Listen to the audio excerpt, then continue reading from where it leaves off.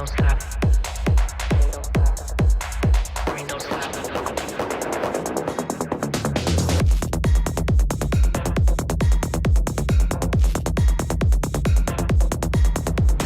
Grind don't stop. Grind don't stop.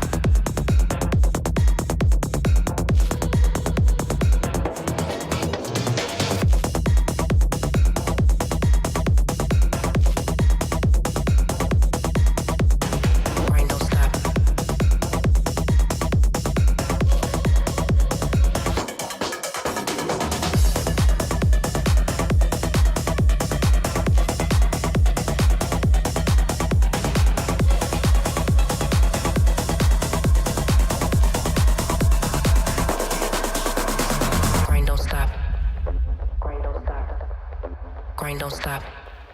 Grind don't stop. Grind don't stop. Grind don't stop.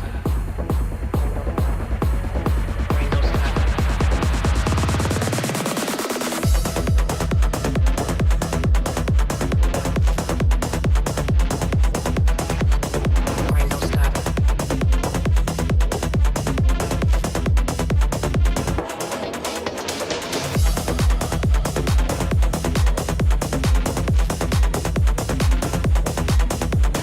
Grind don't stop. Grind don't stop.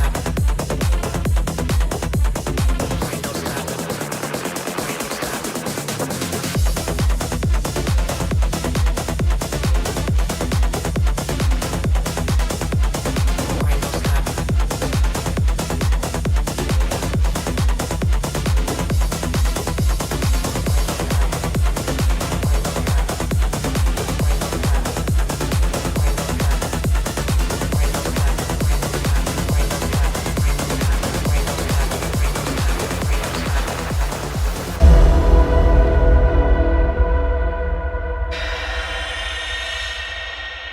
Grind don't stop.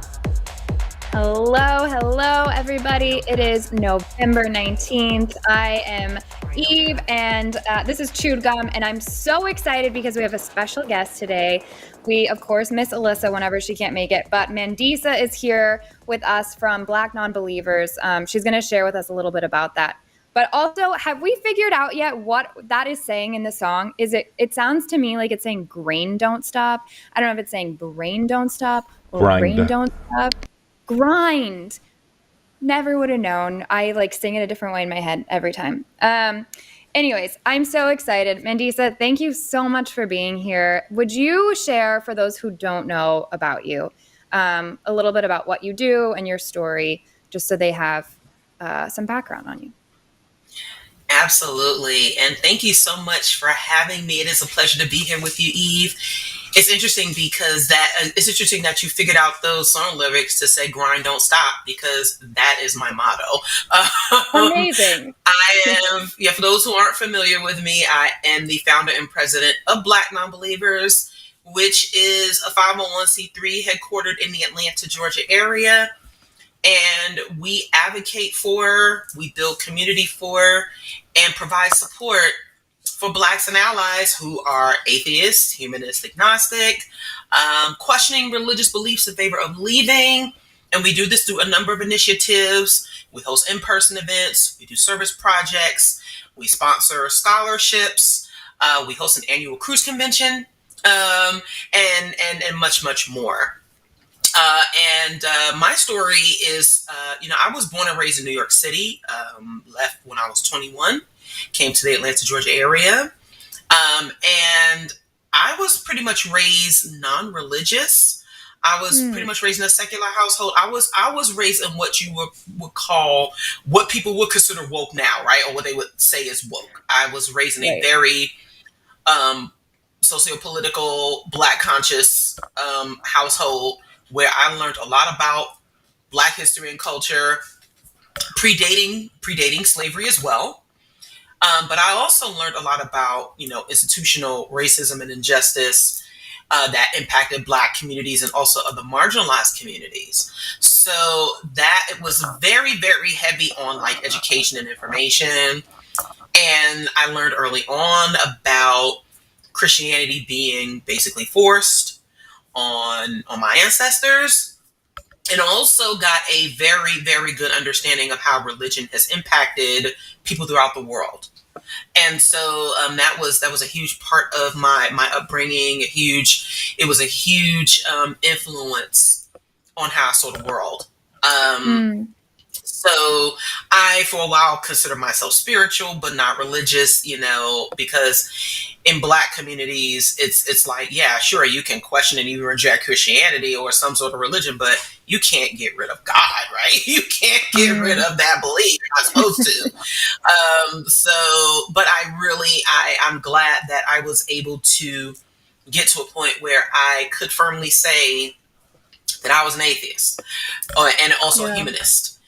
And so it was from there, coming to that realization and trying to find others, that there was the discovery that there was a need to help bring out more Black folks who were non-religious, questioning in favor of leaving, and also providing that support, as well as that advocacy, lending those voices, letting people know that we were here, that there are more of us out here, and that it is good for us to mobilize. It is good for us to come together. So at Black Nonbelievers, we, again, do this in a number of ways. And, we've been going strong now for 13 years. We have been in coalition, in partnership with many organizations. We are a firm partner with the National Museum for African American Culture. We provided the community framework for their God Talk documentary, which focuses on 7 Black millennials with different religious perspectives, one of whom is an atheist.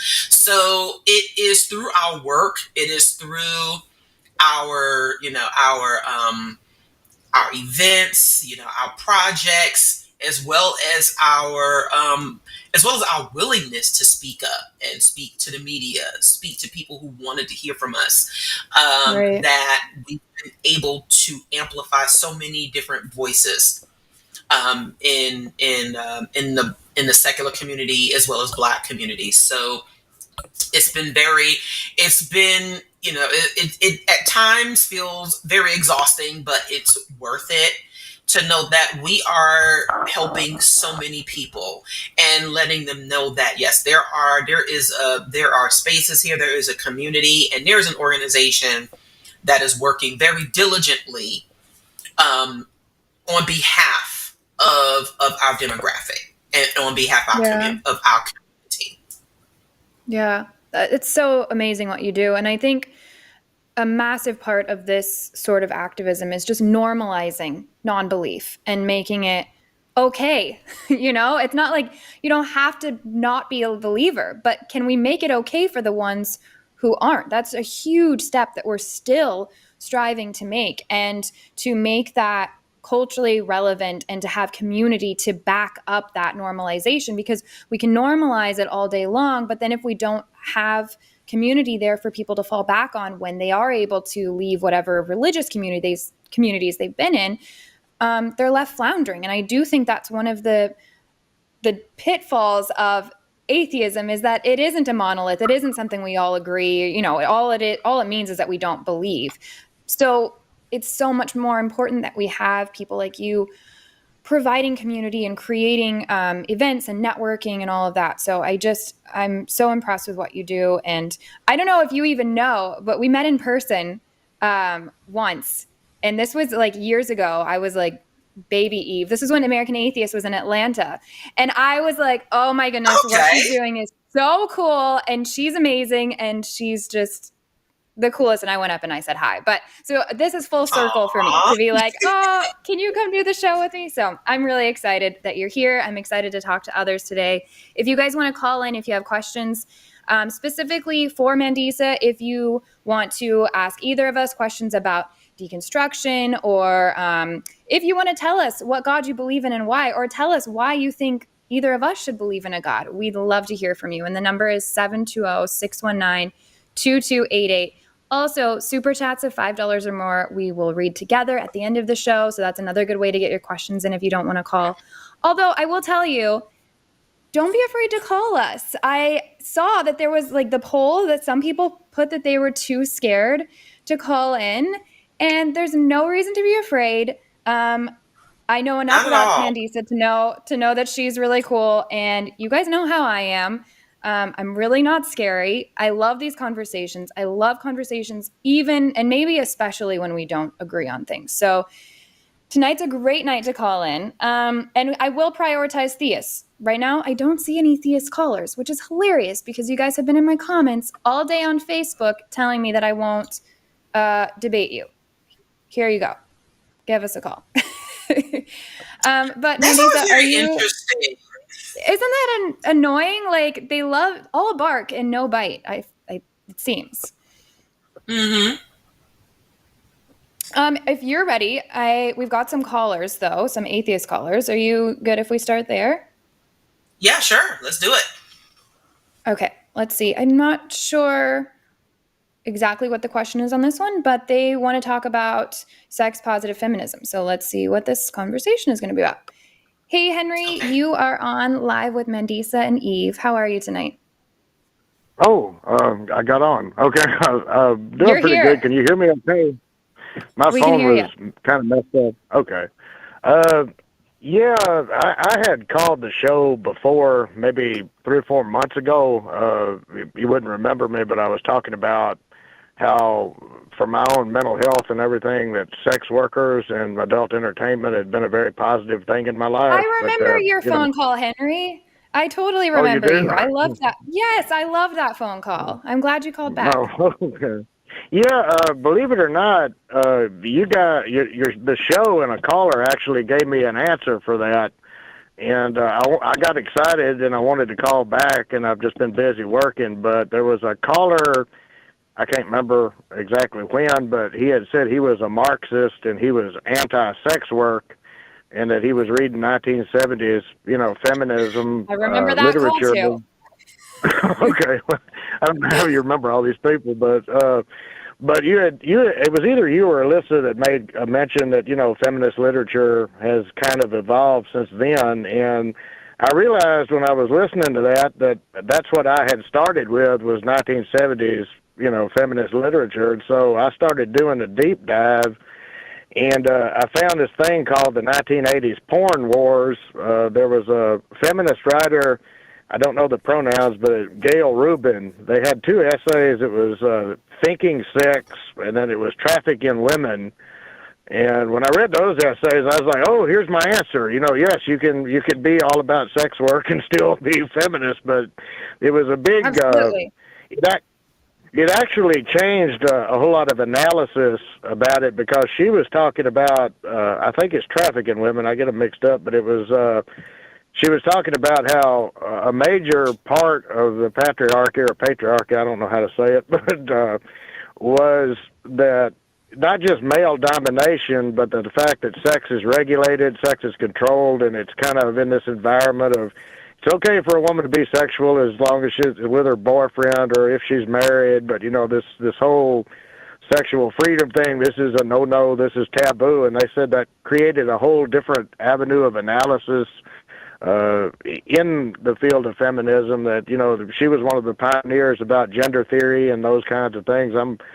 I'm way behind on literature because where I was raised on the Bible and a lot of racism and misogyny, so I have a lot to catch up on. But I was like, well, there's the missing piece of the puzzle, and I said I had to call back the show and talk about that or put that out there. But yeah, I think thinking sex and trafficking women. I think anybody who's anti-sex work feminist should read those essays and kind of I think that might change your mind about that, but I wrote those down just now. I love hearing from you because I remember some of your story now, and you are just one of those inspirational people that has worked really hard to go from one place to another, and the way you've educated yourself and the changes you've made in your mind. I mean, changing your mind about things is always so cool to me when people do that and makes me gain so much respect for them. And you have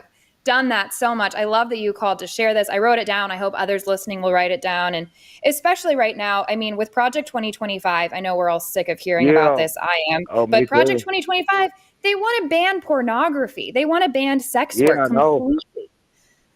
It's wild. Yeah, I Mandisa, what are know. your thoughts on all this? I know you don't know Henry's history, but from the little bit you can tell, like, he's just a really cool person that has done a lot of work in his life to I mean, I can. get out of his indoctrination. But I'd love to hear your thoughts, Mandisa, about sex work and sex positivity and feminism and all of that.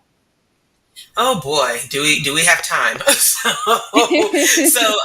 Yes, thank you for calling in, Henry, and it is great to know that the show has helped you with an evolution, so to speak. You know, because the one thing I always say is that we should never consider ourselves to be too old to learn and to do things differently, especially when you are presented with viable information. I have, I have so many thoughts. I remember, I grew up sort of like in a feminist household. My mother was like very womanist and woman empowered. And I think like the history of what we saw as sex work and what used to be called prostitution was that, okay, yes, it really was about controlling women's bodies, right? It was about pretty much being able to, please, or it was about what men desired. Women weren't necessarily supposed to enjoy sex, but it was like, we're always damned if we do and damned if we don't. We're supposed to be these, Right. and on one hand, these chaste human beings who really don't, who aren't supposed to be sexual at all. But then if we're not, then, well, then we're not that desirable for our husbands either. And in the moment that we do enjoy sex, then we're hoes, we're sluts, we're all these different things. And it's also about, basically keeping women enslaved. Because when you mention Project 2025, Eve, it's really about keeping women in a very subservient position to where we are not, where we cannot benefit from our liberation and our own sexuality. That is supposed to be forever controlled. And I think that is at the root of this. That has always been at the root of, like extreme religious belief. It has always been about really policing and controlling women's bodies as well as our minds. Like we're not supposed to be in charge of our own liberation. We're not supposed to be in charge and know what it is that we like and what we want for ourselves. And it really is about not necessarily, it's not about, certainly not about our pleasure or our desire. It's supposed to be about how we can please, how we can please other men.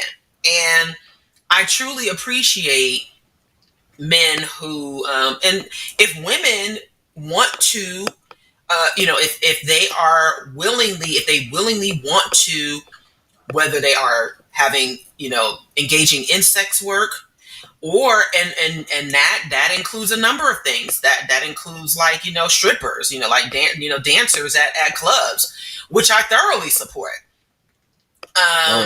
And as a person who loves like nudity and just like all sorts of like body imagery and body types, I certainly can appreciate all of that.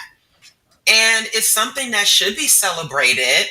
It shouldn't be something that's taboo, because even as we're seeing with these cabinet picks, they preach morality in public, but then in private, they're doing all sorts of what is considered sordid things that are actually pretty normal, but we're so used to it being demonized, and people, getting on this morality shitbox, if I am allowed to curse,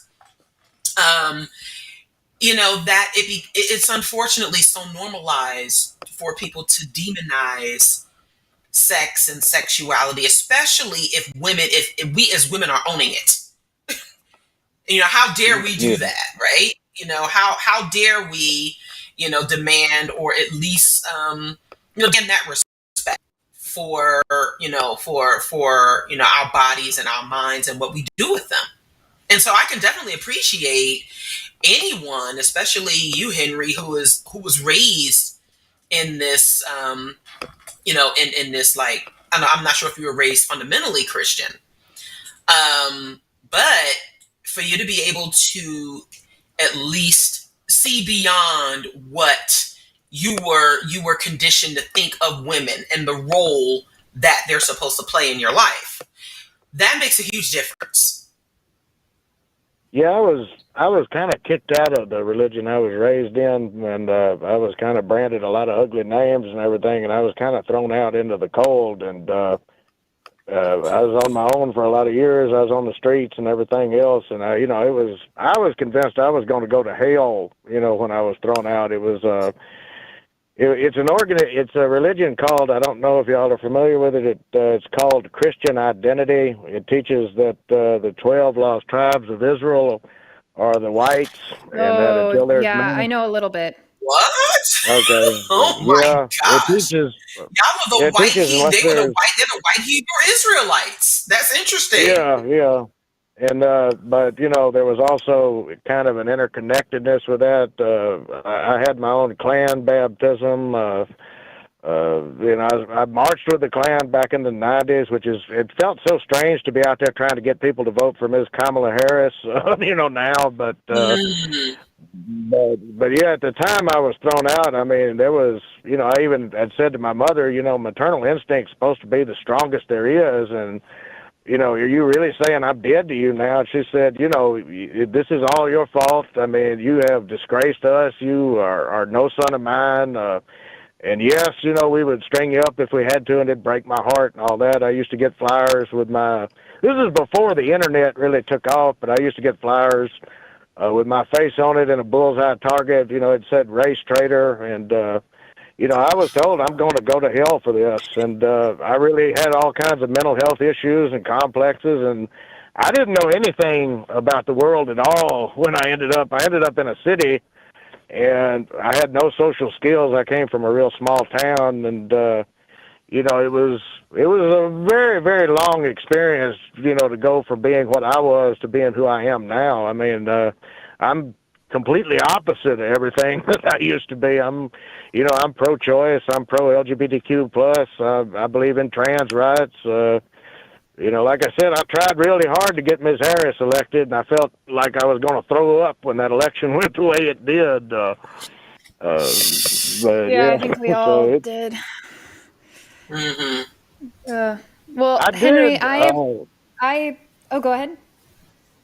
Oh, I was just going to say quickly, I know I heard Jimmy on one of the shows say that he, was mentioning racism, sexism type thing. I saw, at least talking to the MAGA people, there was no talking to them, but among the Democratic male population, both black and white, I kept encountering, well, she's a woman, and we can't have a woman if we're going to stand up to North Korea and all that. So I did see a lot of sexism out here. A lot of the conservatives say, oh, there ain't no sexism. Well, yeah, there is. There's quite a lot of that. I'm like, well, do you want this guy, over just because you want this asshole in the White House, but, I'm proud to say that my county went for Harris, but I live in such a red state that it didn't do no good. I vote Democrat every election, and it comes back, always that the red guy assholes win, but. Well, Henry, I appreciate you so much. Yeah, the strides you've made to become who you are and the things you've been through. First of all, I'm so sorry, but really proud of you and who you are, and really appreciate you calling to let us know about those essays. I'm personally excited to read about those. That sounds amazing, and it also means a lot to hear someone acknowledge the overt sexism that we experienced during this election too, because I remember Tuesday night, as soon as I saw the results rolling in, I honestly, and I was saying this, I know I've been saying it on the line, that I thought Trump was going to win. I did think I thought he would win, unfortunately. But it's still, you can know a car is going to hit you, and then when it hits you, it still sucks pretty bad. So that night, when I saw the results, I was just distraught, and I just kept saying, like, they hate us so much. They hate us so much that they would pick Donald Trump over a woman. Like, that's, it was a terrible feeling. So I really appreciate you. I appreciate your call, and please call back again sometime. It was really nice talking to you. And one little side note before I go, the strip club I go to a lot. You know, I'm not relationship material. That's why I kind of see sex workers. I've been through so much stuff, and I'm just kind of weird about it. But a couple of the strippers I was talking to who are African American were saying some of their biggest customers are actually Trump supporters, and I asked them if I could. Asked them if I could do that. I asked them if I could say that on the air, and I said, "Well, you know what you should do? You should." I told them, while I was waiting on my girls to show up, I said, "You should charge them a extra, you know, for that, for having to be in there." You know, they said, "Well, one of the customers came in and he blew all of his money the night of the election, and then he was whining about how he was broke." And I said, "I feel no sympathy whatsoever." So, but zero sympathy at all. Yeah, they get what they deserve. Well, thanks again, Henry. Before I go, just one last thing. I've been watching The Line too much because I had a really rude asshole at work the other night that was giving me a lot of shit. And without thinking about it, and it actually worked, I think he was surprised. I said, "I am going to mute your ass, and you're going to sit here and listen until I'm done talking." And it worked. He shut up, you know. So. I wish it worked over here. No, it's always great talking to you, Henry. I know. Whenever I try to mute people, it's like they just talk more and more and more, and then luckily the mute button actually works over the internet. It does not work in real life. But I love that works. Okay. Well, anyway, have a good night. Good talking to y'all again. Love it. Thanks so much, Henry. Have a great one. Oh, I really like Henry. I appreciate calls like that a lot. Before we move on to our next callers, you guys can still get calls in 720-619-2288, and then super chats at the end will read $5 or more. Also, announcements this week. We have the Hang Up tomorrow night host to be announced, and then, or I guess you guys will find out tomorrow. And then we have Takis on Thursday with Luxander and Josie, and then Friday night. Oh, I forgot to write this down. I think it's a 'Cause I Wanna with Owen. And I don't remember who else, but that'll be awesome. And then Sunday show with Seth and Matt, and then After Dark with Paul Enns and Aaron Adair. And then Skep Talk on Monday, host to be announced. Tuesday, I will not be here. Alyssa will, and I'm not sure who will be on with her yet, but I'm sure it'll be a great time. I'll miss you all. But I've got traveling and stuff next week. So anyways, Mandisa, how are you doing? You good to take some more calls? Yes, but before we do, this reminds me, like when I was growing up, my mother had a subscription to Essence magazine, which was founded by Susan Taylor. And it was, I think, like the answer to like Ebony magazine, which showed a lot of like, it was definitely like a premier Black magazine, but there was just so much like Eurocentric imagery, lots of long hair, lots of, just lots of similar identities to what they saw in white culture at the time. And Essence, like they highlighted more like natural Black women, with natural hair and more natural bodies and more darker skinned women. And so, and just like all of the facets of Black women and also men as well. But it was definitely geared towards women. And I remember there used to be a sexual health column by a Black gynecologist, as well as a personal like column. It was called Just Between Us. And so there would be people who would write in for advice, sexual health advice, and relationship advice. And I remember there were short stories that I would read. I'm not sure if my mother really knew I was reading them, but because I was such an avid reader as a child, I just read through all of that. And there were a lot of things that really resonated with me, even if I didn't fully like understand everything. But it really helped to shape how, my outlook on like healthy sexuality and what that should look like. And it had really good information about like STIs. They used to call them STDs at the time. And things that were pertaining to especially Black women in particular and our health. And it was really, really ahead of its time. And it was very much considered, I think it was very much like a feminist and womanist magazine that did not shy away from, okay, this is how you can take charge of your health. And this is how you can take charge of your liberation. And I just remember getting that introduction to that when as a young girl. But I had to come into my own because my mother was one of those, you shouldn't be wearing no short skirts, you shouldn't be doing this, you shouldn't be doing that, Right. you shouldn't be showing your ass. But I'm just like, well, after a while, if that's what I want to do, and it doesn't necessarily mean that I'm doing it for anybody else, I can do it for myself. So, Right. it just reminded me of a lot of what I experienced in my childhood, and how so many people really don't get that either. It's very, very, people have to come in, they have to grow up a little bit and come into their adulthood in order to really come to that realization. Right. Yeah. I mean, I grew up super evangelical and purity culture and all of that, but I remember doing the same thing. I love to read. That's all I did. I was constantly getting in trouble for having a book under the table at dinner and stuff. But we'd go to the library, and I loved to go to the magazine room because I would sit and I would read the same like sex health columns because no one was teaching me anything, and I wanted to learn. I mean, I wanted to know everything, and I especially wanted to know the things people didn't want me knowing. So I remember the same, and reading these more like sex positive. And it's so funny now that people are so terrified of that. They're terrified of education, and that is the problem. That is anything harmful I learned growing up did not come from those magazines. It came from the teachings that I was getting at church. That's what screwed me up when it came to my sex life later on. And it was purity culture. It was not the things I learned. If anything, the few things that protected me is what I learned from this secular source, So it's interesting that I feel like that's a common like girlhood experience, is these magazines, like trying to learn something because, even you grew up secular, and still like it's such a taboo thing to educate women on their own bodies and their own sexuality. And yet it is so deeply important. And yes, I grew up in the projects, right? So I grew up in, an economically disadvantaged neighborhood where you see a lot of things going on.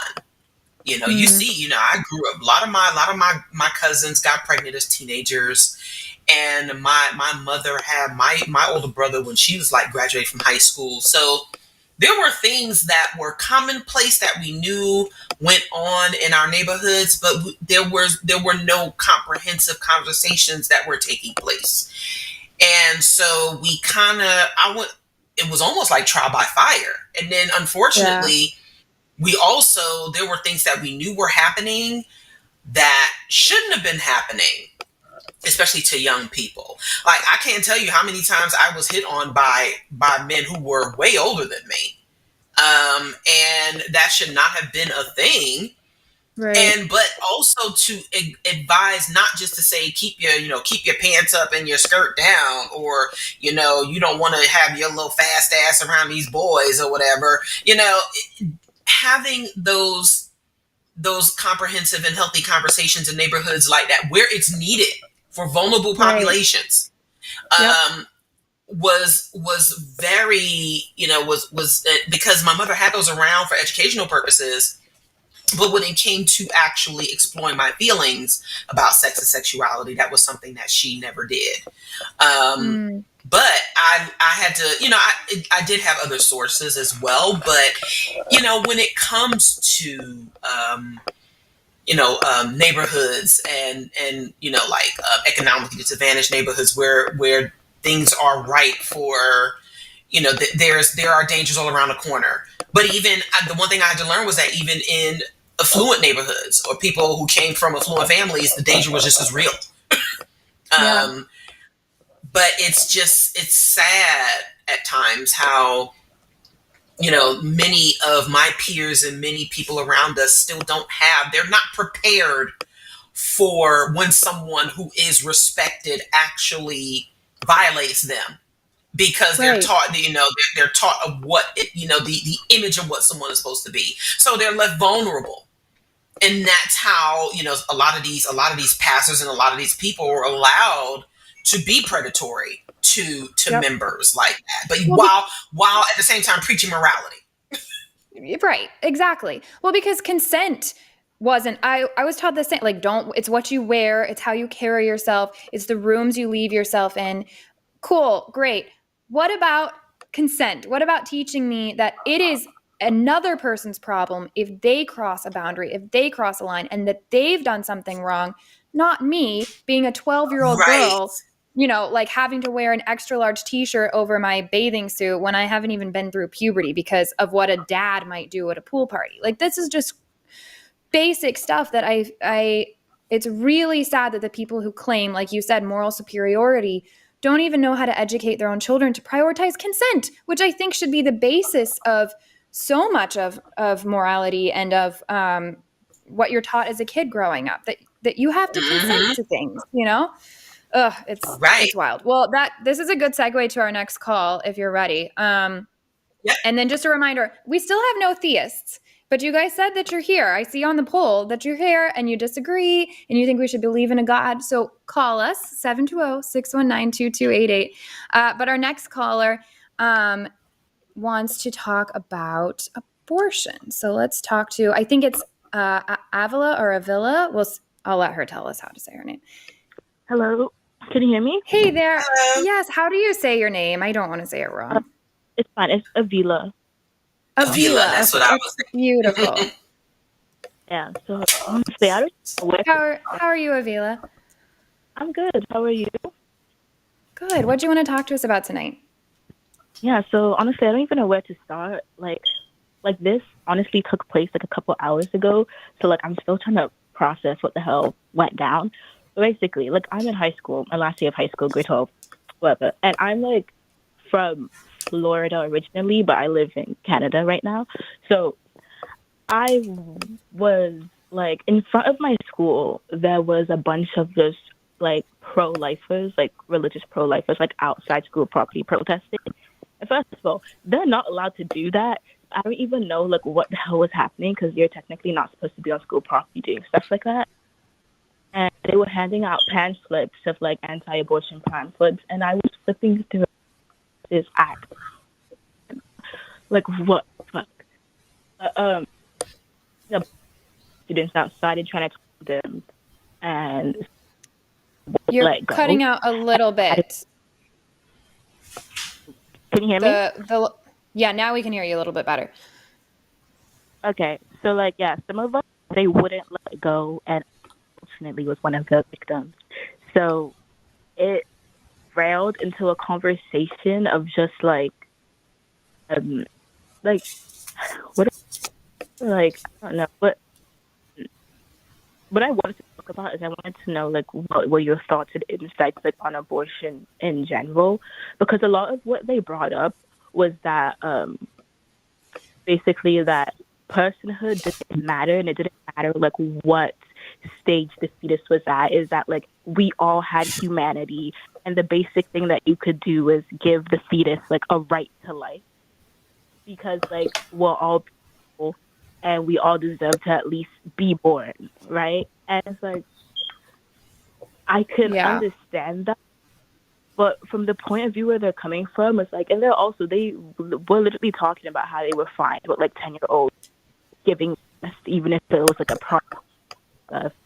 And said something like one of the girls I was talking to said something about like, oh, even when it's hard, you have to do the right thing, and that means like carrying the fetus to term, even though it might be hard for you. Like that's the right thing to do. And so here, so many problems with this. First of all, I'm so sorry that happened to you. Honestly, that sounds traumatic and gross. And you're right. That's bullshit. They shouldn't have been out there doing that. Matt and I have a phone call that we did recently on here where we specifically talked about abortion, and it's a longer call, and that might be worth you going to listen to as well. But I'll just kind of sum up my thoughts very briefly, and then I really want to hear what Mandisa has to say about this. But here's my thing. There's two different debates you can have about abortion. You can talk about the morality behind it, and you can talk about the legality. I don't really care about somebody else's personal moral convictions when it comes to abortion, because they can decide what they want to do. That's up to them. I care about the legality. I care about what we agree as a society to hold as a standard for all of us to stick to. And the bottom line is, you cannot legally force somebody to give up their body to anybody else. I don't care if it is a 6-week-old fetus, and I don't care if it is a 60-year-old man. You cannot legally force me to hook my body up to donate my body to keep that being alive. And so that's why I don't care about the morality of if you have a problem with it. If you have a problem with having an abortion, don't get one. Fully support that. That's fine. But to try to legislate a person's body in that way is you're trying to give special privileges to a fetus that we would never give to another human, because nobody can legally force me to, if somebody's on life support and if they stayed connected to like my, if we had some cables and they could connect to my bloodstream or my organs or something, no one can legally force me to do that. And nobody would legally try to do that. And yet that's what's being attempted here. And that's where I take it. I don't find a lot of value in debating the morality of it, because I do think that's up to the individual. If they don't feel comfortable with it, don't do it.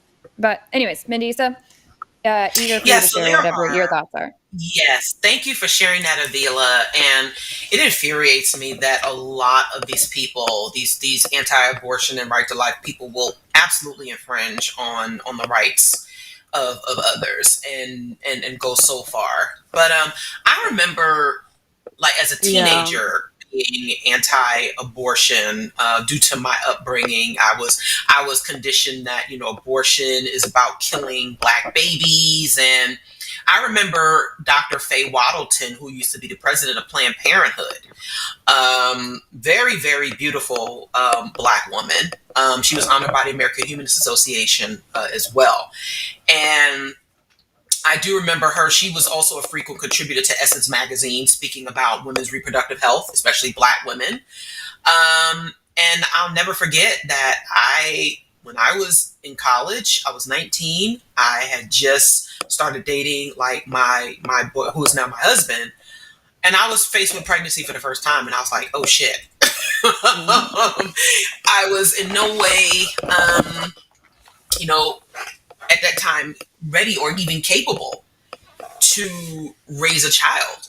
But also, too, these people don't take into account other medical concerns, because I remember being at a anti-abortion rally. We were counter protesting. Shout out to Tina Marshall and some of the women from Pink Defenders.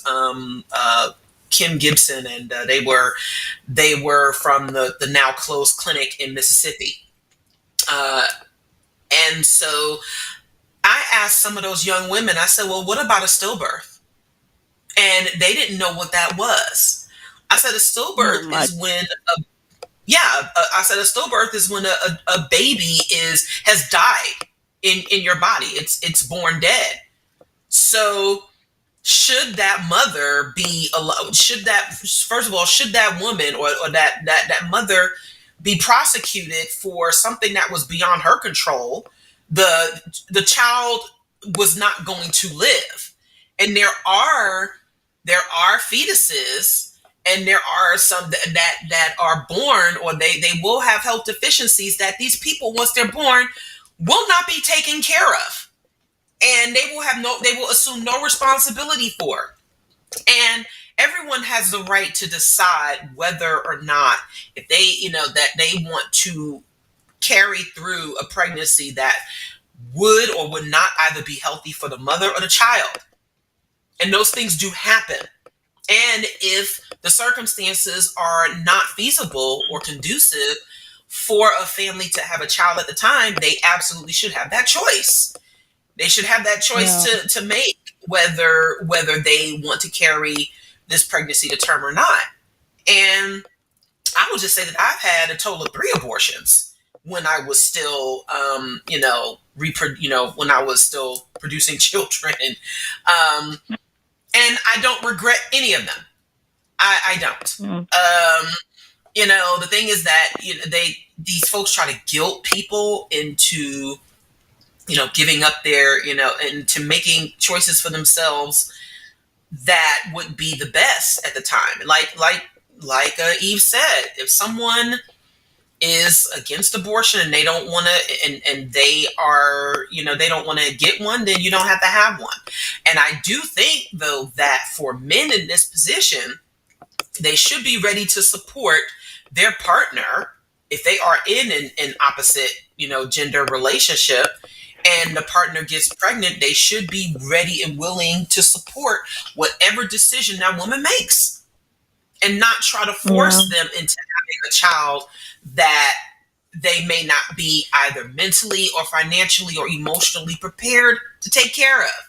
Because it's the person whose body that's going to be impacted. Like, that's who gets to make that decision, is the body that's being used for this process. It's the well-being, because most of the time, and I can't say this for in every case, but most of the time, the emotional labor for raising children falls on the mothers. And these women who are having all of these children in these cultist communities, that responsibility falls on them. And it's not easy. It lends itself to so many crucially harmful things happening. Children can be neglected, they can be abused. We saw this with 19 kids and counting, the Duggar family, when they had all those children, and we saw all the things that were taking place. Perhaps that could have been avoided if there were better options presented to that family. That you don't have to have all of these children for the sake of simply having them. People have a right to make those decisions for themselves and not have to carry children to term. That would be exhausting. That would be and that could also be a health risk. People, they just make it seem like, oh well, people just having sex and getting pregnant and just getting rid of babies. That's not, and that's inhumane. Like, how condescending is that to to just assume that about people? So I'm like, it's mind-boggling at times. Well, and the things that they don't consider. Also find. Yeah, the question they asked you too, didn't you say they said sometimes, or they said, not a question, but they said sometimes you have to just do the right thing even though it's hard. They would have to first convince me that that's the right thing to do. Right. Because if the right thing for you is to not carry the pregnancy, then that's the right thing to do. If the right thing for you to do is to carry the pregnancy, if that's what you want, then that's the right thing to do. But they're already presupposing that it's the right thing to carry a pregnancy, and they have nothing to stand on when it comes to that. They would have to prove that first. So that's just already emotional manipulation. And it's really easy for people to go stand outside of a high school and tell a bunch of kids what to think. It's really difficult for them to actually go put their money where their mouth is and care about their community and participate and do things and care about the lives that are already very much present, instead of pretending to care about these lives that do not exist yet. So that's a really easy, to me, that is like the definition of virtue signaling, to stand outside and tell a bunch of high schoolers that they should care about life when those lives don't even exist, and they're not doing anything to care about lives that are existing. So anyways, sorry, I'll let you say whatever you want to say now. I just had to end on that. But what I also found is that she said something about like how, like the blood transfusion, like analogy, how you can't force like anyone to like donate to their child or whatever. She was like, well, that's an extraordinary responsibility, and like pregnant is an responsibility. So like your blood is not, like, the purpose of you having blood in your body is not really to transfer. People are obligated to do that. But like, ordinary But then again, they're responsibility. already So, presupposing that there's a purpose for your body, and that this, which is where religion comes in. They're saying that there's a purpose, that you're supposed to, having the ability for something does not mean that it's a purpose. There's also people who don't have the ability to carry children that would like to. So what are you saying then? That like they don't have purpose? I don't know. Again, that is the religious imposition happening there, where they're saying, oh, your purpose is to carry children, so therefore you should if you get pregnant. That is nothing but religion. There is Right. nothing, they have no problem going and getting their cats and dogs fixed. And so many of these people have no problem. A lot of them do, but a lot of them don't have any problem with birth control, with all of that. They're trying to stamp morality onto this one specific thing because they've been indoctrinated to think that caring about this somehow makes them a good person. And then they don't have to actually go do real life things. They just get to stand outside and say a bunch of stuff, see that. And on top of that, I just feel like it's crazy to do this outside of high schools, and we're like one of a couple high schools they only do this to because they get like kids at my school. Like, I guess. Avila, what is the population of your high school? What is the makeup? Like, what are the demographics, or what is the racial makeup? Right, but as of recent years, it's a lot more racially diverse, like a little bit, very high, like LGBT. A lot. It's very like, I would say it's a really progressive school in a sense. Like even I run our GSA, but I've been a fool since I've been going to that school. So I do a lot of activism at my school. So it is like very much like, whoa, unironically. But yeah, there's about I think 2,000 kids at my school, something. But yeah, yeah, but they would also get really crazy and that. Yeah, sorry. Yeah. I was just going to say real quick, I would also look into counter protesters in your area. I'm sure you can just literally go Google this because there's a lot of organizations that offer counter protests to abortion protesters, and they'll come out and they'll offer education and all of that. So I would look into that. Mandisa, were you about to say something?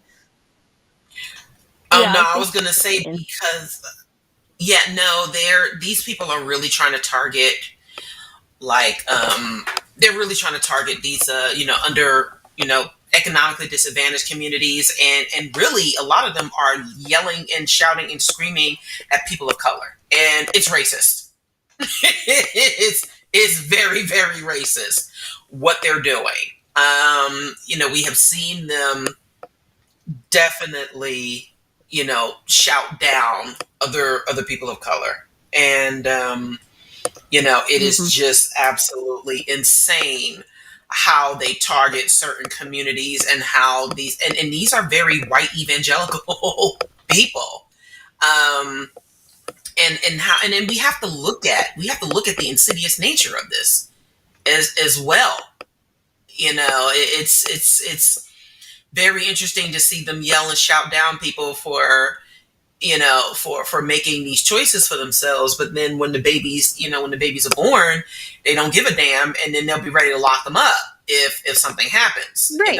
They're ready to cut the programs and the social services in order for people to be able to raise these children. So it's so much. Yeah, it's a lot of religion. Ugh. Well, I'm so sorry that happened to you. I really appreciate you calling in, and I love that you said you're doing activism at school and everything, and I hope you keep that up. But I would absolutely look into the counter protesters in your area, and I would report this. There are people out there that deeply care, and they want to inform and educate people and make sure that indoctrination isn't happening at high schools. So good luck with all of that, and call back and give us an update if this happens again, and if you have any more interesting conversations. Thing I want quickly, but there's another thing. I'm just going to give you a heads up. You are cutting out. You're cutting out pretty bad. Hopefully, it'll work better now. But I'll interrupt you if it cuts out again. Okay. Was one thing she said. I told them at the end of they asked me if I was religious, and I said no, and that kind of. So was my purpose in life if it wasn't to praise God, and how like I would never be healed if it wasn't like to praise God or something like that. And honestly, I don't even know what to say to that, because like what the fuck? Like what do you mean? Yeah, that's again another presupposition, which is that you have to have a purpose, first of all. And your purpose is what you decide that it is. There's not some guy in the sky that's telling people, like, this is what you're supposed to do, this is what you're called to do. How sad to think that there's a creator that created all these people with this one purpose, which is to worship him. Like, what kind of ego, what kind of weak, fragile God is it that has to create a bunch of beings to worship it? What's more cool is that we're here. And we're just here, and we get to decide. And you get to decide what your purpose is. You get to decide what brings you joy, what brings you, what makes you feel motivated to get up and do things every day. And if that is making a cup of coffee, that's great. If that's being an activist at school, that's amazing. If it's writing songs, that's super cool. If it's just getting through life and whatever that looks like each day, like little daily tasks, whatever works for you, that's what's purpose. So again, this is just religious imposition where they are implying all these things that they have no business implying, because they would have to tell you, they'd have to prove that there is an ultimate purpose, and they haven't done that. They're just forcing it on you. So yeah, I would just ask them back, how do you know that you do have a purpose and that life just isn't what it is because it is?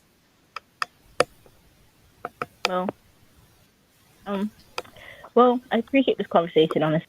Just like so much that was said that I don't even like, I'm still trying to process it. Like, but Right.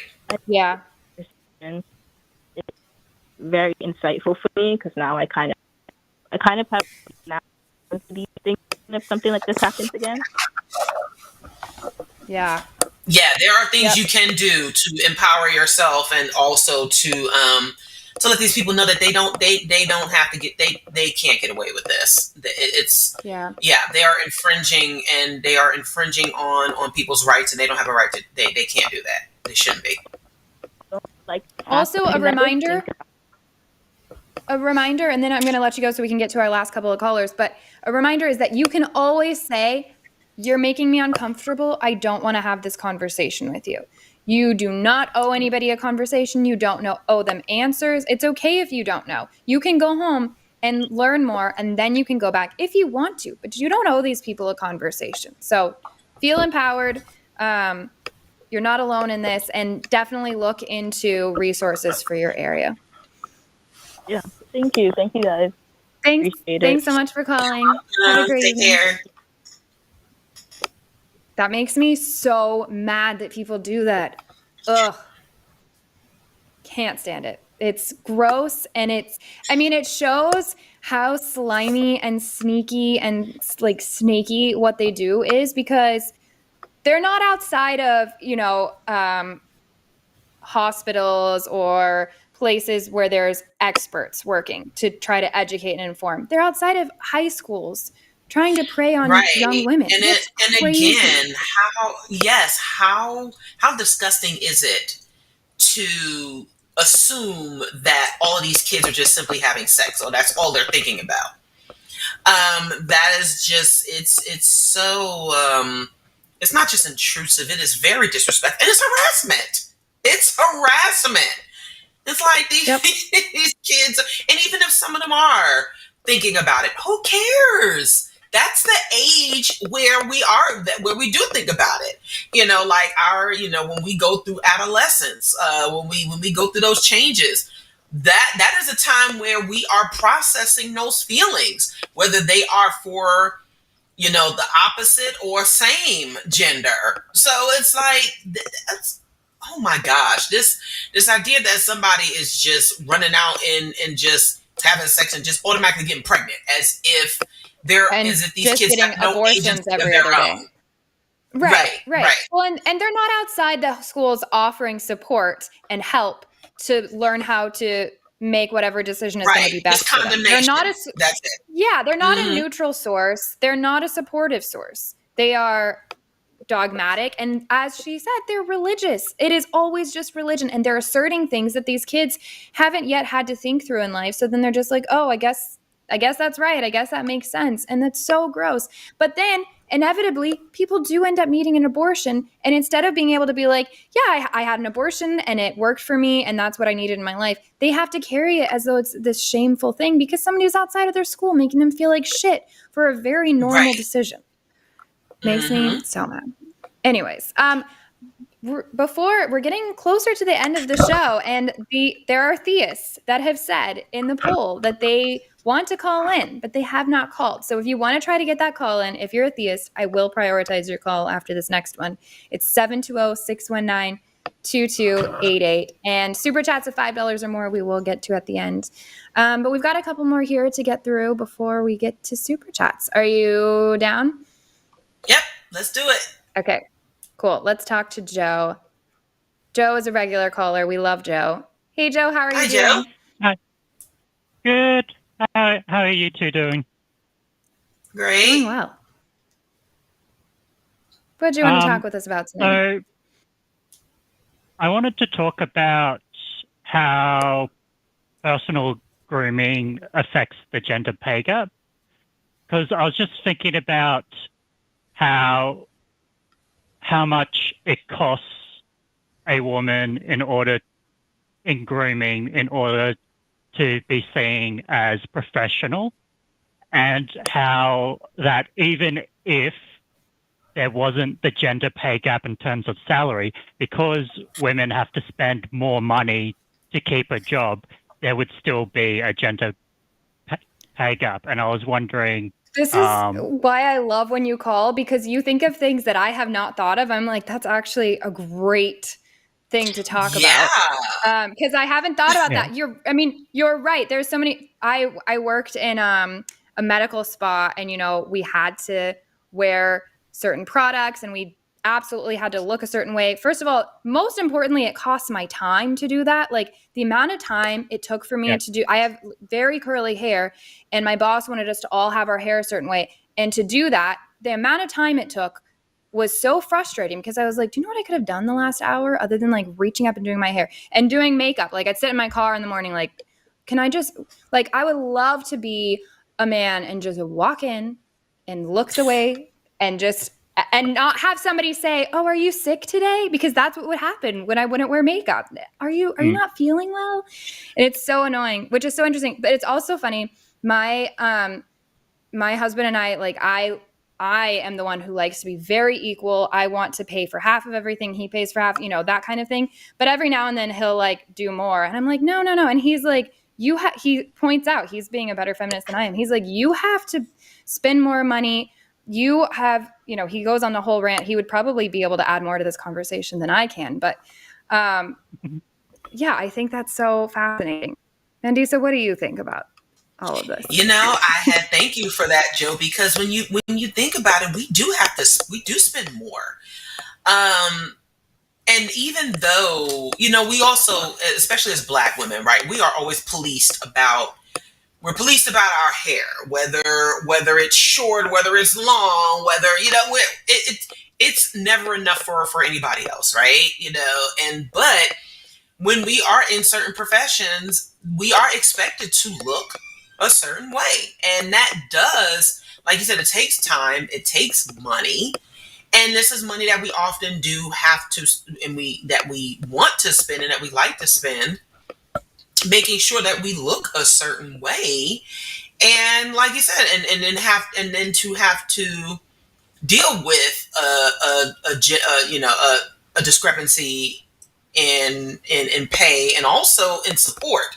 Because the one thing I will say is that, and I will reiterate it on this show, is that Black women we are still given the shaft when it comes to like actual support, especially for those of us in nonprofit work. And when it comes to getting the support that we need, we don't always get it. And yes, these products can be very, very expensive. And it's like, that comes out of our, that does come out of our paychecks and such, and cut out of our bottom line.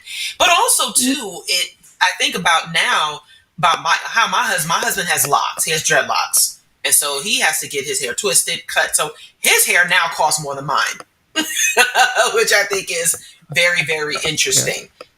But it's also about rethinking what those gender norms should be, right? Because you know, it's still seen like that grooming, right? Is still, and I'm glad it's changing, but it's seen as something that either women or that gay men do, that heterosexual men or cis hetero men are not supposed to, you know, outside of going to the barbershop, they're not supposed to, you know, they're not supposed to like getting massages. They're not supposed to like getting pedicures on a regular basis. They're not supposed to like to do the things to pamper themselves for, you know, for their own grooming. But and also, what about to please their partner, right? That's not supposed to be the thing that they do, which I think is ridiculous. And I think perhaps if you know there were more of those lines broken down as to what it means for, you know, like aesthetics and beauty and health and taking care of our well-being, perhaps it could be more appreciated that that as women we do have more that we have to deal with. And since this is a show where we deal with like sexuality and body, like when we get our periods, some of us sweat more, some of us have to take extra time to take better care of our hygiene that men may not necessarily have to think about, you know, but they don't want to have to deal with. So that's another thing. That is totally another thing that and as women the pink tax. Yeah, we're paying more for our products as well, like the deodorant and the body wash and all of that. I look at that price. And in fact, I use a lot of men's products because I studied this in school. I happen to know, like, I can just look at the ingredients and pick stuff, but then I have to walk around smelling like Old Spice instead of, you know, like peach vanilla, which is, I'll save money, so that's fine. But that kind of stuff already. One of our mods pointed out, I'm trying to see where her comment just went. Alyssa said that the Navy's uniform allowance is higher for women for this very reason we're discussing. And that, of course, there's men that don't understand that. If the U.S. military can figure out that it costs women more to maintain the standard that society has set, then you would think the rest of us should figure that out. Joe, I so love that you pointed this out. What are your thoughts, Joe? I'm sure you've been thinking about it more because you're the one that called in. So one thing to think about is like a lot of jobs, especially in the like higher class jobs, so doesn't necessarily affect people's ability to live. But they'll do things where like people will have a company car, people will get reimbursed for the petrol they're using. But I haven't heard of a single company that's gone, okay, you have to wear makeup for work, so we're going to reimburse you for the amount you spend on makeup. Oh, yes. And then there's the other aspect of often when you talk about wages, you also need to talk about cost of living. But for some reason, when we talk about the gender pay gap, we don't talk about the cost of living and how there's a gap between the genders in cost of living as well, which I find interesting. And it's also interesting because we all know about the pink tax. We all know about all the personal grooming and how it costs more, but we haven't combined that information to realize, hey, that also affects what your total salary is. And that's, I'm also now you have me. Well, now you have me like looking all this stuff up. Apparently, it's still loading. In South Korea, women are allowed at least 1 day a month paid leave for having their period. And then let's see, in Spain, they have paid menstrual leave as well, granting leave for those with painful periods. There's several other countries that have something along those lines and different options, which is like, hello, that just makes sense. If you want to run your business well, then you want to take care of the people that are working for you. And that is a legitimate thing that women face and deal with. So, it's so fascinating. And also, what would happen in reality is that women or just anyone who has a painful period would have to take unpaid leave. So that's once again decreasing that person's pay. And so there's all these little bits of things as part of being a woman that either cost extra or mean you can't work as long. Like also, if a child is sick, the woman is expected to take a day off, whereas the man isn't. Like all these little things that we all kind of knew about, but we never really thought about, hey, how does this actually affect salaries or the gender pay gap? Yep. Oh, it's so true. Well, Joe, I always appreciate you calling. The topics are so interesting. Alyssa, I'm going to literally send her a clip of this and be like, you're going to love this topic because she's going to want to hear about it. But thanks so much for calling. All right. Thank you. Take care. Have a great one. Thank you.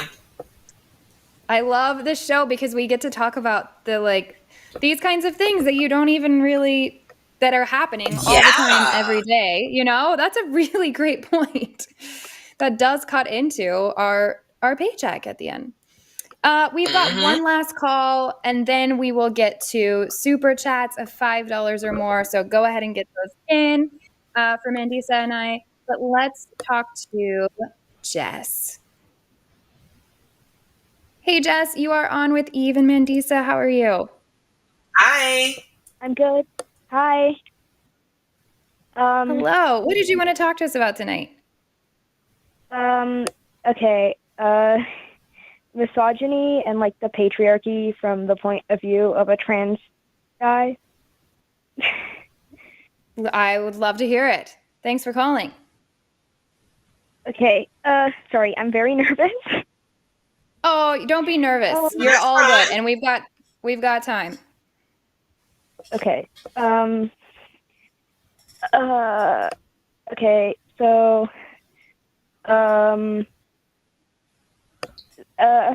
Okay. My so for about me and like my perspective is because I'm a teenager who recently started passing as a guy at school. And I wanted to talk about how when you're a trans masculine person, you don't immediately stop experiencing misogyny, and also how your perspective is really interesting when I was in elementary school, for example, and I was viewed as a girl, I experienced there's a lot of sexism and misogyny. But now I have some similar experiences, but I also have people talking to me and around me, they're really comfortable saying crazy things because they think that I would agree with them.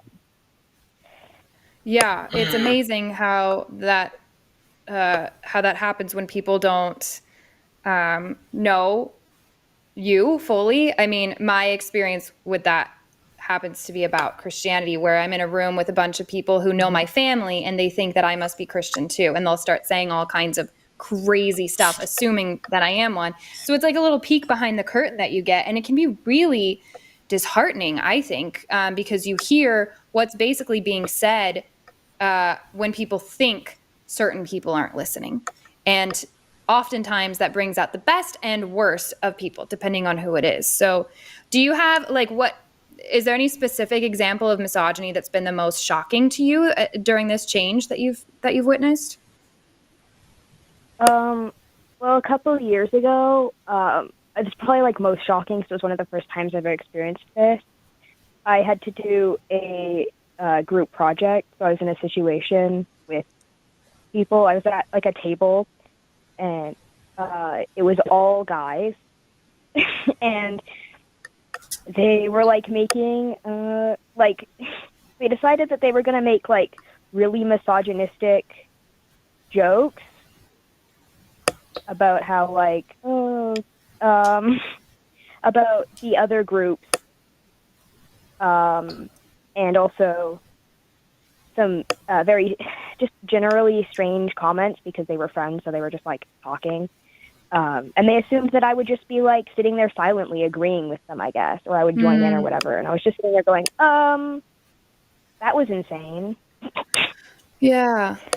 Yeah. Well, and I think that's a cool thing to point out, though, is what to do when you find yourself in that situation. Because I know we've had a lot of guys call into this show to ask what they can do when they're in that situation to where other guys assume that they're just going to go along with the joke and they're going to go along and they're going to, that they're in, good company. And to me, obviously it's a case by case basis, but it's figuring out the most productive way to address the situation. Because sometimes the most productive thing to do is to get up and be like, this is not cool. I will not participate in this. Sometimes it's really great if you can to be able to sit and be like, well, why would you say that? Is that a joke? I don't get the joke. What's the joke? Sometimes it's better to engage, but you have to figure out from there. Have you learned any specific responses that you think would be helpful for others to hear? Or is this something you're still figuring out? No pressure on the answer. I'm just asking out of curiosity. Well, there's definitely a lot of like figuring out and stuff because I'm someone with some social anxiety issues, so confrontation isn't my best skill. But I feel you on that. But the like one of the best things I feel like if someone's making like a direct joke to me, and then they wait for you to laugh, and when you just stare at them blankly or act confused, they really don't know how to deal with that, and they just kind of get awkward. Yeah. And then they get all quiet, and it's really funny. I think that's great. Sometimes silence really is like just a good old facial expression is a really great way to put somebody in their place. Because I think a lot of times, especially when it comes to kids, younger people, I don't want to call you kid, but you're saying you're in school and all of that. I think that I think they're just repeating a lot of regurgitating a lot of stuff that they're hearing all the time that they haven't put a lot of thought into. And something as simple as just a silly expression of like, what are you even talking about? Or even saying, I don't get the joke, helps them actually reflect on what they just said. Like, what is funny about what I just said? Why do I think that's okay to say? What's made me, because oftentimes I think what's happening is they're just getting this feedback loop of, oh, somebody laughed and now it's funny. And now I'm just going to keep saying stuff like this because we're all in on it. And so there is so much power in simply pointing out that it's not funny to put other people down at the expense of just who they are as a human being. So I love that. Mandisa, do you have any thoughts on kind of how to respond to moments where you're caught up in a group where they think it's cool to say things in front of you that it's like, that's not cool to say around anybody? Right. So I'm just trying to get a little bit more clarity on the situation, Jess. So you said you now identify as you're now male identifying, correct? Yes. Okay. Part of me is I'm wondering because it sounds like there's a little bit more to this. If you don't mind me asking, were the jokes about like people of color or from a different racial background that you're aware of? They tended to be. You're saying about girls, right? Yeah. Just they simply tend about to be very, girls. like, Okay. yeah. Just like, yeah. They're very, they're more in the sense of like in that particular example that I gave, they were like making comments that like, oh, this group isn't going to do as well because they're just like silly, uneducated girls who aren't going to know what they're talking about. Right. And so I think that a good question to ask, if you're okay with that as well. Have you ever talked to them? How do you know? That's great. Um, Yeah. yeah, like have you ever talked to any of them? And that could be a question. That can be just like a thought stopping question in itself, because how are you making such an assumption about about either a group of people? And a lot of people will say mean and negative things about people that they've never spoken to. And sometimes you Right. just and sometimes we'll just assume that people are saying things because a lot of people will say silly things that they really are not aware of. And so a question is, well, have you talked to them? And if they haven't, then, well, why not? Like, I think it's a good way to at least try to foster some better dialogue and better understanding among your peer group, that it is not okay to make those assumptions about people, no matter what they may be getting from their parents, because some of them are still getting that from their parents. It's like, have you talked to them directly Yeah. to find out? And to show that Yeah. they can be empowered to make to make better decisions and to think differently and think in a better way. So yeah, if that comes up again, yeah, just ask, well, yeah, have you talked to them? Jess, thanks so much for calling. I appreciate this, and I love that you're engaging in these conversations, even if it's like, which I think is actually the most powerful thing to do. Just kind of a deadpan look, like what? That's awesome, and I appreciate you calling. Even though I know it is scary, it's a little nerve-wracking to call into these shows. Yeah. I get nervous hosting, so. But I hope it was a good experience. You're welcome to call back anytime. I appreciated talking to both of you. Admire both of you and everything that you do. Thanks so Thank much, you. Jess. Have a great evening. You too. Bye-bye. My best Yay. friend's name is Jess, so I love that name. Well, that concludes our calls for this evening. All the theists were too scared because obviously we're just like these terrifying, powerful women, and they can't handle it. But next time, I'm sure, next time you're on, they'll gain the courage. We'll get to super chats, but real quick before we do that, will you let everybody know where they can learn more about Black Nonbelievers and you and what you do, where they can follow you, all of that? Absolutely. So let me give the short version. You're so good at it. Yeah, so you can learn more about Black Nonbelievers and the work we do at blacknonbelievers.org. We do encourage you to make a donation via the website. We are, again, a 501c3 nonprofit organization, and we rely on donations to keep our work going. So you can follow us on Instagram at Be Nonbelievers Inc.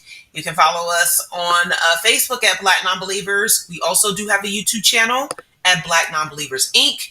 We host a live stream show called In the Cut every first and third Saturday, where we feature special guests, as well as have special guest speakers and special virtual sessions. And you can also, I think we're going to be on Blue Sky very, very soon. So Nice. yeah, you can check us out on almost all of the socials. And personally, you can find me on my Patreon Mandisa Latifa, where I do blog and share information that about my life more deeply, as well as community building tips. So you can support my Patreon, but definitely, please do first and foremost visit Black Nonbelievers, subscribe, and make a donation. Please support the work that we do. Yes, any and everywhere that you could. Yeah, Black Nonbelievers website first and foremost. Highly encourage that.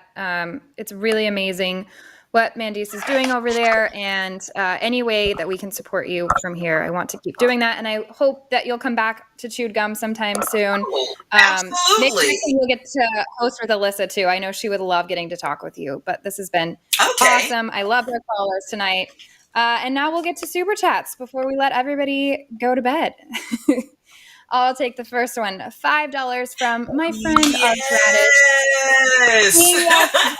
Back to Dragon Con. Oh yeah, I did. That's right. We were at Dragon Con. Yeah. I think that's right. Yes. Love it. Chad was my Yes, Dragon Con is amazing. my Dragon Con mom. That was my first time, and I was like, wow, this is unlike anything I knew what to expect. Yes. It was really fun. It was a great time. Thanks, Artradish. Okay, so $5 from Monkey a Typewriter. I'm always sad when Eve or Alyssa isn't here, but I ain't gonna complain about Surprise Mandisa. Been wanting you to see, been wanting to see you on the line more. So yes, I absolutely love being on the line with. I love being here with Eve for the first time. This has been fantastic. And I hope to, we'll definitely, I'd love to talk to folks about, doing it again and doing some stuff on behalf of BN as well. So yay. Thank you. Yes. £10 from Herbie Shine. All the talk about Eve's evil eyes, but look at her ears. That's where the real evil is. Would you say religion is child abuse? A comment on your Facebook says it is. I'm not sure. What do you both think? First of all, yes, this reminds me of when Kamala had the earrings and they were saying that she had like somebody talking in her ear during the debate because God forbid she actually was just crushing it at the debate. That was ridiculous. Would I say religion is child abuse? I don't think I'd be willing to say religion is child abuse, but there's a lot of different things. If we get into more specifics, I think indoctrination is really abusive, to do that to children, to indoctrinate them with something that you have no reason to believe is true. You're setting them up for failure. I think there's a lot of things about religion that can be extremely abusive. So it just depends. There's so many religions. So for me to just say religion is child abuse is hard for me to do. I would be able to say that teaching your child that they're going to hell if they don't believe a certain way is absolutely abusive. I'll go that far. Yes, and also religion can be abusive to adults as well. So there are some individuals who may not have necessarily been raised in extremely fundamental religious households, but when they are at a point of discovery or even grief, they might be lured into some like Jehovah's Witnesses are good for trying to get people at times of grief when they have lost a loved one, and so they can be pulled into situations that can be abusive as adults. So it's I think there is like a sort of a slippery slope. I agree with Eve where there are certain aspects of if this is what you put into a child's head that will cause trauma, then yes, it can be considered abusive. But is it just outright simply child abuse? Because so many people have been impacted, adults as well, we couldn't just simply relegate it to child abuse. Right. Yeah, it depends on the specifics, I think. Thanks so much, Herbie. Right. Oh, this one's for you to read. All right. Yeah, so we have $20 from Taylor Made at 28. Mandisa, what are your thoughts on patriarchy, and what are some differences, if any, in patriarchy in the African American communities that that didn't grow up around a lot of Black people might not know about or realize? Oh boy. So thank you for answering that question. Well, of course, I think that patriarchy is damaging to all of us. I think it is damaging to men, women, LGBTQ folks, people who are presenting as, who now identify as men or women. Patriarchy just sets the standard that one particular, gender should basically determine everything. And this is what we're seeing in this incoming administration, that it is coming from a lot of ideals that this one gender should be in control of everything and everybody. And that is extremely harmful because they are based on, like Eve said, they are based on these very religious and harmfully religious ideals as well. There are some differences in patriarchy in Black communities is that because our communities have been institutionally disadvantaged, and we're talking about over years, there were laws that were specifically, created to disenfranchise and discriminate against Black people. It has created this sense of, especially in Black men, in a lot of, I wouldn't say, definitely not all, but definitely in many Black communities that they do mirror some of our white counterparts, but that we often get, as Black women, we get a double whammy. We're often blamed for the shortage of, or like, if there are Black men being killed, then it's the single mother's fault. If somehow, there's a single parent household, somehow it's the mother's fault. But we're also expected to raise, well-adjusted men and women, and children into and adults, when there are institutional factors that may still prevent that. And it is based a lot in a lot of stereotypical notions, and also, again, this image of God as a male, whether it's white, Black, or whatever. It's still this idea. I was at a women's empowerment event recently, and there were some men there, but it really was about empowering Black women. And a lot of the women got on stage and were just like, put God in control. He's in control of your life. And I was like, wait a minute. I'm like, pause. You're speaking at an event that is supposed to be empowering women and empowering Black women, but yet you still refer to God as a male and he is in control of our lives. So a lot of that stuff tends to be subliminal, where we're not even realizing what we're doing anymore. When we speak about like white supremacy and institutional factors, you don't have to have someone in your face, literally holding you down. When it's baked mentally into your psyche, you can be perpetuating things without even realizing it. As we refer to male pronouns more than other pronouns, all of these things, what are considered to be the norm and the standard, oftentimes we don't even realize that we're doing it. But there are so many factors that come along with Black communities always having to overcome disadvantages, whether it is legally, whether it is these perceived notions of us, and there is a lot of the psychosis that comes from being taught that Black is ugly. That was very much a historical stereotype as well. And so there is a lot of anti-Blackness at times in Black communities that manifests itself in different ways. And so I think it's important for our non-Black counterparts to understand what that has done to a lot of people, and also what that may have done to you without even realizing it. So it's definitely up. Usually at the end of the day, it's mostly Black women who get the short end of the stick, no matter what. Yeah. And that's not us being the victim here. It's that we've always, the exit poll showed that it was predominantly Black women that voted for Kamala. Yeah, those are just facts. Right. We're often the backbones of our completely. Yeah, we're often the backbones of our communities, but do not get the credit and the respite that we deserve.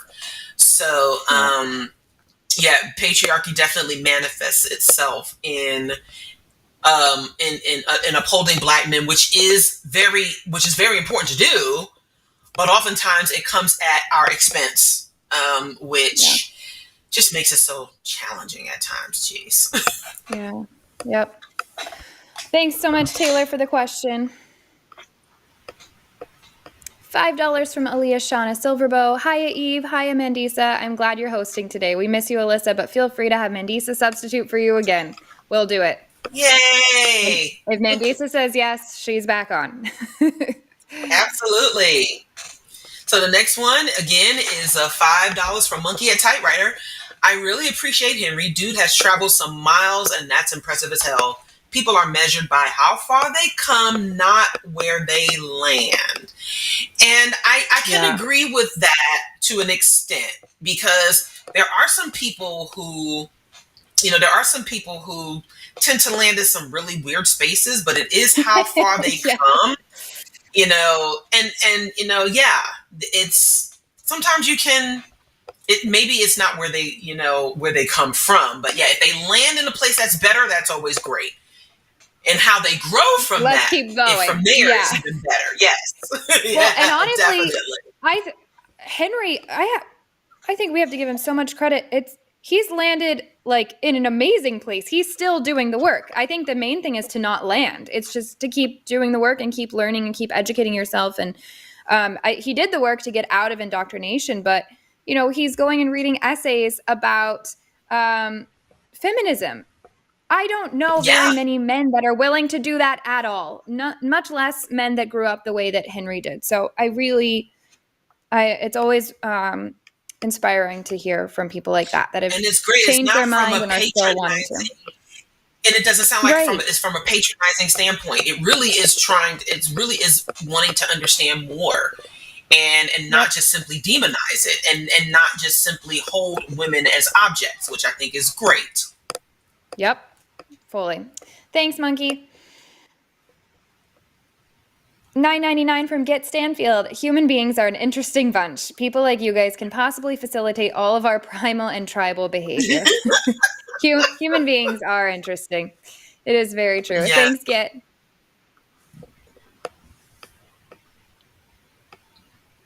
Do we have more? Maybe. There we go.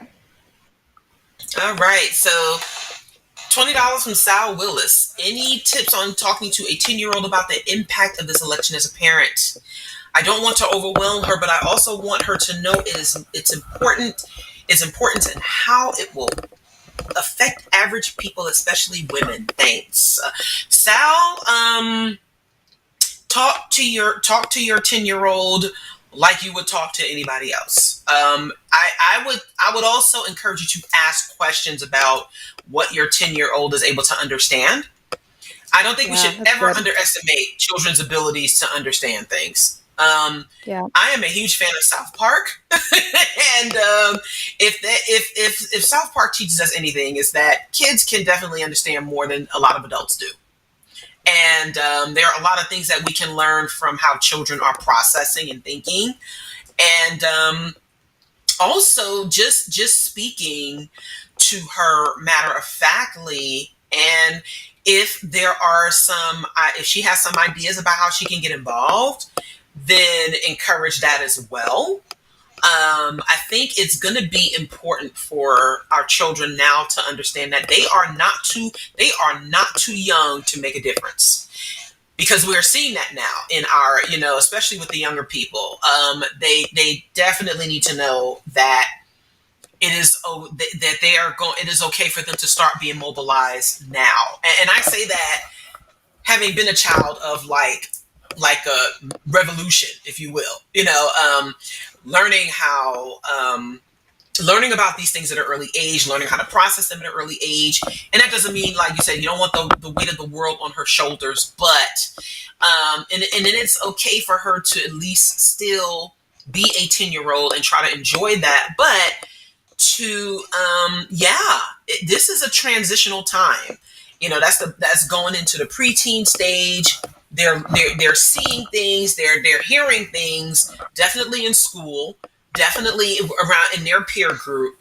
And so it's good Yeah. to at least try to listen to her, find out what it is that she might be hearing, and if there are any misconceptions, definitely try to clear those up, but also encourage her to look at things on her own as well, and also keep that line of communication open, and that if there is anything that she has questions about, that you will always be there for her to answer them, and that you're also learning with her along the way.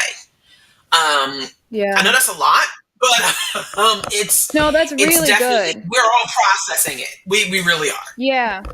Well, and I think that's another thing to make sure that you leave her space to kind of analyze and learn, because truth be told, he's not even in office yet. We don't know what this is going to look like and how it will affect people. We can speculate, but I think it's also important to lay out things like that. Because I remember as a kid also being terrified, because there was a lot of for adults to be concerned about something is extra scary to a child. And so I think to kind of just present things to her as, yeah, so these are some factual things, like this is who won.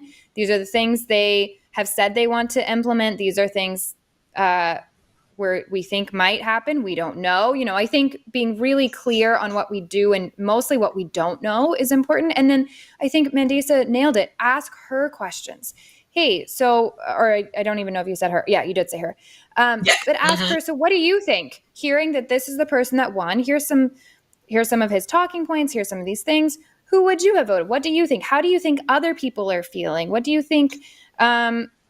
Do you know somebody who you think voted this way? Why do you think they did? Getting into conversation where there's just mostly questions is a brilliant way to help teach your kid how to think instead of what to think, so that you're not falling into the same trap of indoctrinating and fear-mongering just on the other side of things. So anyways, thanks so much, Sal, for the support, and good luck with the conversation. Is this one for me to read? I can't remember. I'll go for it. $5 from Mr. Boricua 10. Lovely show this evening, ladies. Miss Thomas, it is always a delight to have you on the show. Eve, I will miss you next week. Safe travels. Good Eve. Thank you so much. You're getting all the monkey Awesome. So from monkey at typewriter. Yes. You are getting the luck of the draw there, sir, or ma'am. As a cishet male, yes, sir. As a cishet male, one of the best responses to misogynistic jokes is to react way too big. Yeah, dude, right? Works best if you're shameless, right? Yeah, you can. You can do. I think it's good to point out the irony too of that. I mean, for this incoming president to be such a man's man, he's such a whiny. He would be considered that whiny, crying woman that they're always claiming that we are. Just like, do y'all not see the irony and hypocrisy? There's just so much hypocrisy. Oh my goodness. It's exhausting. $4.99 from Steven. Do you think Trump will ban HRT? I have no idea. Do I think that there are people very close to him that are going to do everything they possibly can to try? Yes. I have no idea what Trump will or won't actually end up attempting to do himself, because as we saw last time he was in office, he loves to say all kinds of things that he's going to do or not do and then change up. So, the one thing that maybe we can hope is that Trump utterly fails like he has in past promises that he's made to his voters and doesn't come through and doesn't even attempt and was just talking, which I think is a fair thing to think might be the case for a lot of these. However, we have to prepare for the possibility of worst case, because we do know that there are people this time that were not around last time that have been planning and waiting and scheming. So my answer is I don't know. But thank you, Stephen.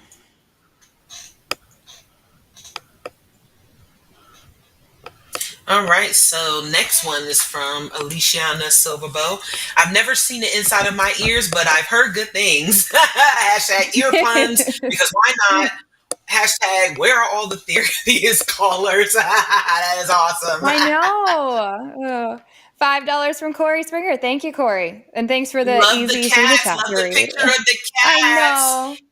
Cat, so I'm a cat granny over here. Aww.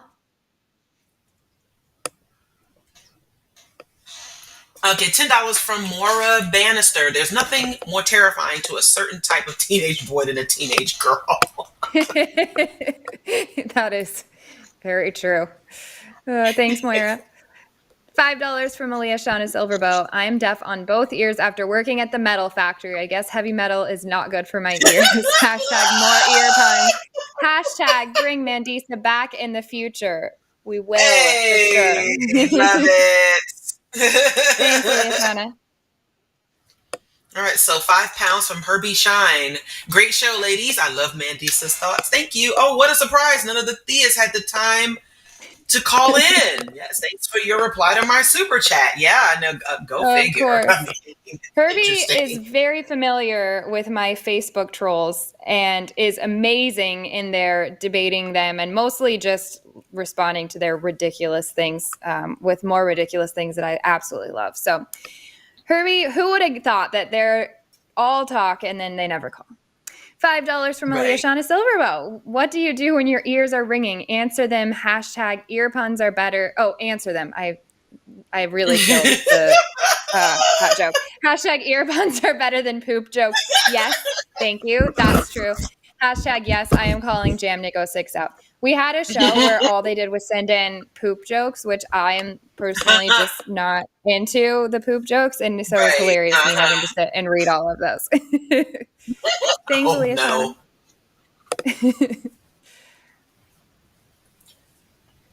All right, so This is a fun one. $5 from Jam Nico 6. Hashtag self-discipline. Hashtag only one SC per show. Per show for now. Hashtag spent way too much on SSA fundraiser. Hashtag Thank you for that. pay off credit card first. There Hashtag you ear jokes later. Hashtag no poop jokes. Hashtag addict. Thank you so much, Dominic, for all your support. And thank you guys to everyone that supported the SSA fundraiser on Saturday. That was amazing. It was successful. We raised the money. An amazing time was had by all. I had to draw pictures, which I hate doing, but it was worth it for charity. So $9.99 from Steven. Advice for an LGBTQ adult whose parents voted for Trump. They don't agree despite science proving them wrong. They say, I hate myself, et cetera, et cetera. So Oh, right off the no. bat, like without knowing details, first of all, I'm so sorry. That's awful. You shouldn't even be having to think about that. But boundaries are your best friend. And if these are conversations you don't want to have, then you have every right to say, hey, I'm not willing to talk to you about this. As soon as a conversation goes to this place, I'm going to leave the room or hang up the phone or whatever it may be. But look out for yourself. You don't owe them any kind of conversations, and you don't owe them a listening ear about their opinion of your existence and your identity as a human.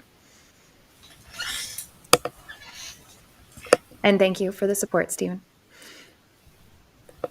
Yes, so yes, $5 from Maura Bannister. The Black Woman is the Mule of the World. Zora Neale Hurston. Their Eyes Were Watching God. That is one of my favorite books ever. I remember I read that book so much as a teenager. And for those of you who aren't familiar with the book, I highly recommend it. It's sort of about a May December romance, but there are so many elements to that really encapsulates like Black culture, especially Black Southern culture. I had the opportunity to visit Edenton, Florida, where Zora Neale Hurston was from. And, she was, after a while, like some of the more popular, like Black literary writers were intimidated by her back at that time. She was very, very outspoken. But yes, she's not, she wasn't telling a lie there. So, yeah. Yep. Thanks, Moira. $4.99 from Homespun Covers. Does anybody else have trouble typing super chats? I'm constantly having autofill make me correct typos. I don't have this problem elsewhere. Curious. I have no idea. I hate to say it, but I have not sent a super chat before, mostly because I don't, as you guys know, I don't even know how to respond to comments in the chat. The fact that I am on here is the closest to proof of God we have, because it is a miracle that I know how to use any form of technology at all. But thank you, Homespun.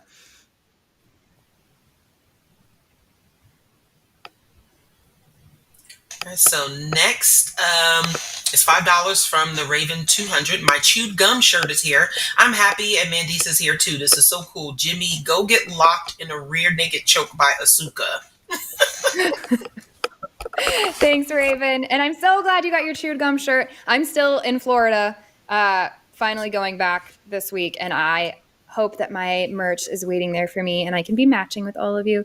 And if you guys have your merch and you feel comfortable like posting on your Instagram or even your Facebook and tagging me in your pictures, and I'm sure Alyssa would love to be tagged too, then I would love to repost so we can see like that we're all matching in our merch.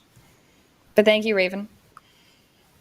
$5 from Sky High. Damn, I love this show. Thank you. Well, thank you so much, everybody, and especially thank you to Mandisa. This has been an awesome time. I loved our conversations, and I love everything you brought to the show tonight, and we'd love to have you back again soon. Thanks for everybody for your support.